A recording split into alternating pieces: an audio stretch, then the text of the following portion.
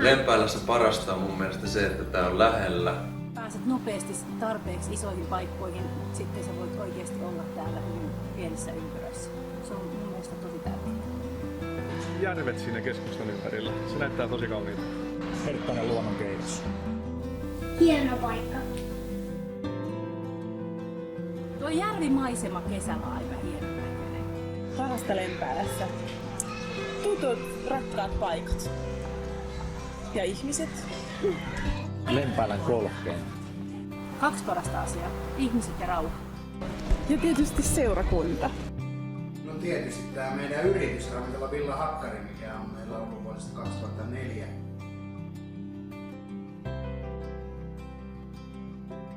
Mikä susta on kiva Lempäälässä, moro? Koti.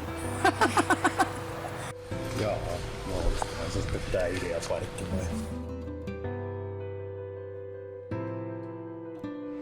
Ideapark. Hyvät urheilupuitteet. Hienot näkymät ja paljon vettä.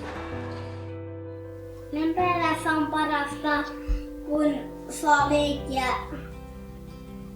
ton Sanderin kanssa. Hyvä. Ehkä uimaranta voisi olla ainakin. Best thing about Lempäällä, I think what you said it already, is the peace and the atmosphere.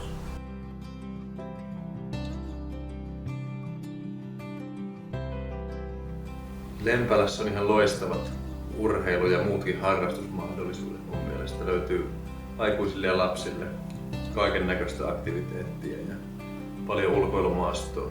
Täällä on niin oikeasti todella paljon harrastusmahdollisuuksia. Esimerkiksi mä harrastan teatteria.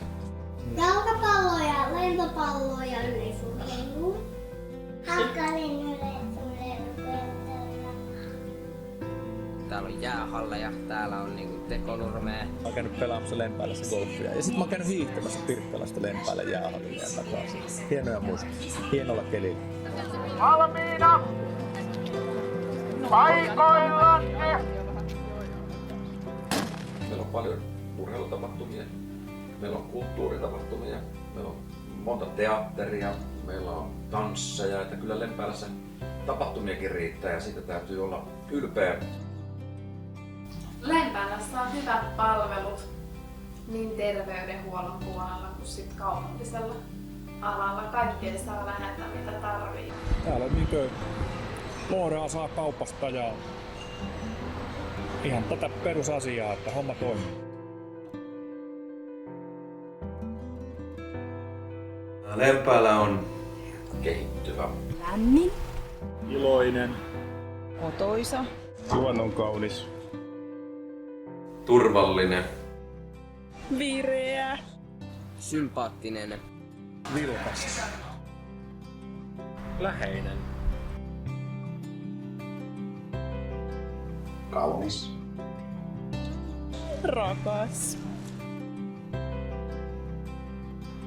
Koti. Se on oikeastaan hyvä iskulause, Lempäällä on lähellä, koska se on lähellä. Kyllä mä viihdyn täällä tosi hyvin.